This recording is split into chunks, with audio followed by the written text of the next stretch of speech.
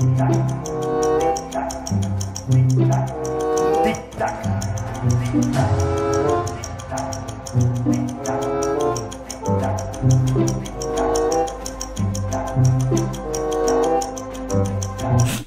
le tic-tac a pris l'eau. L'équipe, j'espère que vous allez bien. Aujourd'hui on se retrouve pour aborder l'actualité des dernières rumeurs de transfert. On y est, le marché ferme ses portes à minuit. Quoi qu'il arrive maintenant, on se souviendra à jamais de ce mercato qui a vu les deux meilleurs joueurs de l'histoire changer de club. Le PSG, en plus de Messi, Wijnaldum, Hakimi, Ramos et Donnarumma. Manchester United avant Ronaldo, Sancho et Varane. Des plus 100 millions d'euros à droite, Grealish et Lukaku. Des transferts gratuits à gauche, Depay et Agüero. Bref, c'est lunaire mais bien réel. On va sans plus tarder entrer dans le vif du sujet de l'équipe. Il y a pas mal de choses à dire dans le joueur considéré comme le plus long. Je compte évidemment sur vous pour lâcher votre meilleur pouce bleu pour le soutien, le référencement. Comme d'habitude, on est ensemble. Merci vraiment à tous ceux qui le feront. On entre dans le vif du sujet désormais, l'équipe en France pour commencer aujourd'hui avec le Paris Saint-Germain et sans surprise, le feuilleton Mbappé. Ces dernières heures du mercato estival sont très chaudes, même si les plus sérieux des médias du pays s'accordent désormais sur le fait que le français est bien parti pour rester. Ailleurs, l'espoir est toujours de mise. Le Real a tout mis en œuvre pour tenter d'arracher le temps désiré au PSG. Petit rappel des faits, après une première offre de 160 millions d'euros refusée, le club de la capitale a mis du temps pour répondre défavorablement à la deuxième de 170 millions plus 10 de bonus. En 24 heures, la presse mondiale y allait à sa sauce. Hier, tôt dans la journée, une source qatari annonçait que les dirigeants parisiens étaient prêts à accepter cette dernière somme, mais avec un joueur en plus dans l'opération. En Espagne ensuite, là où le dossier frétille, les quotidiens madrilènes indiquaient que les deux clubs étaient en train de négocier, alors que la célèbre émission El Chiringuito faisait passer le message selon lequel le joueur aurait directement demandé en haut à Leonardo et Nasser, entre autres, de bien réfléchir à l'offre de 180 millions. As a confirmé cette insistance ce matin en ajoutant que les merengues se sont résignés carrément à attendre le mois de janvier, à 6 mois de la fin de son contrat pour retenter le coup. Un journaliste réputé est même allé plus loin en laissant filtrer que Kiki a répété qu'il ne prolongerait pas son contrat et que si on bloque son départ, il partira libre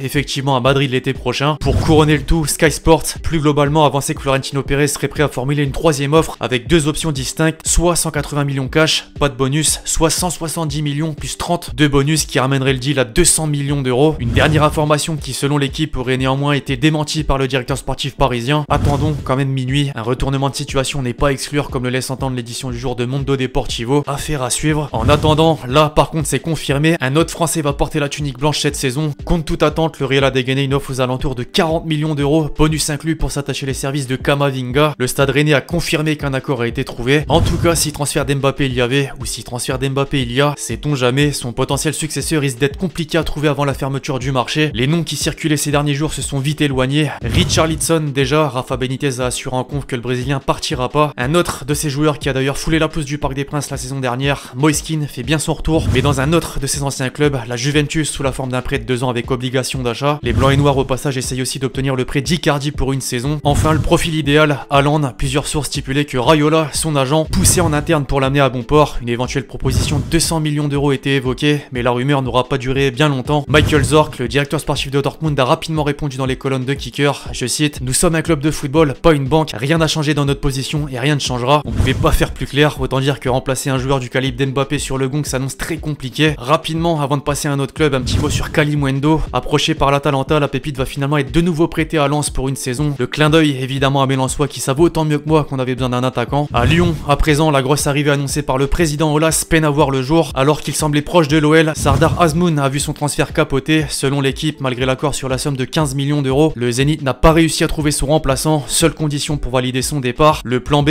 Willian, désiré par Juninho, est arrivé tard lui aussi. Après avoir été libéré de son contrat avec Arsenal, il a pris la direction de son club formateur, les Corinthians. Un autre nom est ensuite revenu avec insistance, Laborde, mais Rennes semble avoir pris le dessus. Montpellier, qui demandait 15 millions d'euros pour son buteur, a trouvé preneur. Ce montant, justement, est le même que celui déboursé par Burnley pour Maxwell Cornet, qui s'est engagé pour 5 ans. De quoi permettre aux Guns de trouver la perle, bien qu'il reste très peu de temps. Maintenant, Fabrizio Romano avance que la piste Jérôme Boateng effectivement est activée. L'autre Olympique, de son côté, continue de se renforcer. Amin Harit est bien arrivé à Marseille pour signer dans le cadre d'un prêt de Schalke. Il devrait pas être le seul, la quête de l'attaquant est toujours d'actualité, mais avant, il y a la nécessité de récupérer des liquidités. Pour y parvenir, les deux joueurs de l'effectif les plus prisés ces dernières semaines sont les mêmes, Khaled Char, qui a une nouvelle touche en Angleterre avec Wolverhampton, et Camara, qui est convoité par Séville. Une chose est sûre, le suppléant de Milik sera pas Andy Delors. Le buteur algérien a bien choisi l'OGC Nice. Les Aiglons ont déboursé 10 millions d'euros pour obtenir sa signature. Les transferts avec quoi de chiffres s'enchaînent décidément, comme souvent dans la dernière ligne droite. Metz vient d'établir son record de vente historique en cédant Pape Matar Sarr à Tottenham pour un peu plus de 20 millions d'euros. Le jeune Sénégalais Sénégalais a paraphé un bail de 6 ans mais reste tout de même en prêt en Lorraine cette saison. Les Spurs n'ont visiblement pas peur de sortir le chéquier avant la deadline. Plusieurs sources annoncent un accord avec le Barça pour Emerson, un transfert qui devrait rapporter 30 millions d'euros, bonus compris aux Catalans. Au rayon des départs de Barcelone pourrait s'ajouter Ilech Moriba qui a un accord avec Leipzig, ou encore Pjanic. D'après la presse italienne, la Juve étudie son retour sous la forme d'un prêt, mais attention, Séville est également intéressé. Les Bianconeri se sont pas forcément montrés très actifs cet été, mais s'attachent quand même les services de Yataren en dernière minute. Le crack néerlandais présenté par Raiola, encore lui qui définitivement le PSV Eindhoven pour allier Turin, mais va néanmoins être prêté une saison à la Sampdoria. L'AC Milan de son côté, tout le contraire de son rival, les arrivées se sont enchaînées durant le mercato, notamment ces derniers jours. Comme attendu, l'attaquant de l'AS Monaco Pellegrini et le milieu français Bakayoko ont été prêtés chez les Rouges et Noirs. Cependant, si les noms d'Adamounas, Messias de Crotone ou encore du très courtisé Fèvre de Brest sont filtrés, il devrait ne pas débarquer en Lombardie. Yacine Adli, en revanche, va lui s'engager puis revenir en prêt dans la foulée aux Girondins qui ont accepté l'offre de 10 millions d'euros. Après une saison compliquée, Ribéry, tiens, avait décidé cet été de pas poursuivre avec la Fiorentina. L'aventure en Serie A pourrait néanmoins continuer. Selon Tutto Mercato Web, le Kaiser sera en discussion avec la Lazio, à confirmer. Outre-Manche, l'arrivée de Ronaldo à Manchester place certains joueurs de l'effectif désormais au second plan. Parmi eux, Daniel James, et ça tombe bien, le milieu de terrain gallois va rejoindre Leeds contre 35 millions d'euros aujourd'hui. Les détails du transfert de CR7 viennent d'ailleurs de tomber. La Juve a dévoilé que les Red Devils ont posé 15 millions d'euros plus 8 de bonus pour s'attacher les services du Portugais. Lui, de son côté, s'est bien engagé pour 2 saisons plus 1 en option. Puis c'est officiel, Sabitzer rejoint le Bayern contre 16 millions d'euros. L'international autrichien a signé jusqu'en 2025. La pépite toulousaine Amin Adli s'est engagée avec le Bayer Leverkusen pour 5 ans. Un transfert estimé à 7,5 millions d'euros. West Ham a mis le paquet ces derniers jours pour former une nouvelle charnière centrale. Le club anglais a payé 30 millions d'euros à Chelsea pour Kurt Zouma et quasiment la même somme au CSKA Moscou pour Vlasic. Les internationaux français alimentent cette fin de mercato. Moussa Sissoko a quitté Tottenham pour Watford. Il a signé un contrat de 2 ans. Libre de tout contrat, Adil Rami revient en France chez le promu troyen. Comme annoncé, Lovro Mayer a signé un contrat de 5 ans en faveur de Rennes. Le club breton a déboursé environ 12 millions d'euros. Metz recrute gratuitement Depréville en provenance de Bordeaux. Le champion d'Italie en titre a débauché auprès de la Lazio l'attaquant argentin Correa pour quelques 30 millions d'euros. La même somme d'ailleurs alignée par l'Atlético pour s'attacher les services de Cunha au Hertha Berlin. Le FC Séville a officialisé la signature de Delaney. Dortmund a récupéré 6 millions d'euros. Ça bouge à Arsenal, les Gunners mettent la main sur Tomiyasu. Bologne va toucher 20 millions d'euros dans la transaction. En parallèle, Hector Bellerin rejoint le Betis Séville sous la forme d'un prêt. Enfin, des nouvelles d'un ancien parisien, El Flaco Pastore, qui n'est plus un joueur de l'AS Roma après un accord commun sur la résiliation de son contrat. Bref, voilà l'équipe, c'est tout pour cette vidéo sur l'actualité des dernières rumeurs de transfert. J'espère que vous l'avez kiffé, je compte sur vous si c'est le cas pour lâcher votre meilleur pouce bleu. Donnez-moi vos avis justement sur tout ce qu'on a pu aborder aujourd'hui. D'ici là, on se retrouve très vite sur la chaîne pour de nouvelles vidéos. C'était Lexichi, ciao ciao.